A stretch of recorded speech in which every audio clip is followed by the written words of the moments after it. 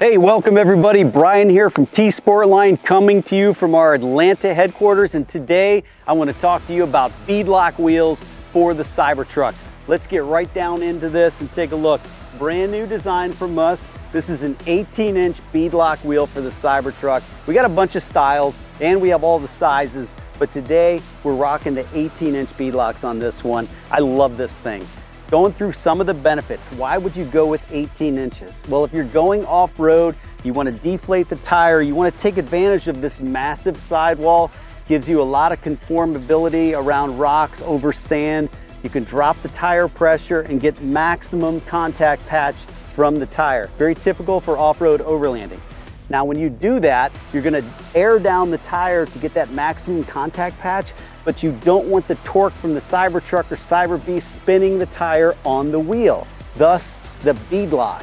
The Beadlock is this ring that bolts onto the wheel, and it actually pinches, physically pinches the bead of the tire to the wheel. So if we take these 24 bolts out of this ring comes off, you're gonna see the tire bead right there. It's physically bolted to the wheel. Normally, it just snaps on behind the bead and the tire pressure holds it in place.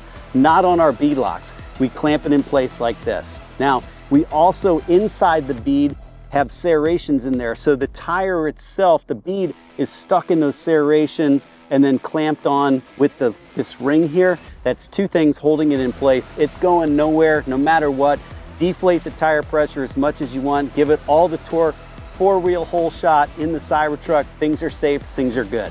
And as with all T-sportline wheels, you get the rest of the goodness you expect for proper T-sportline Tesla fitment. This wheel, we make it specifically for the Cybertruck, which means it bolts directly on. We have no hub rings. You can reuse the stock lug nuts or T-sportline aftermarket lug nuts.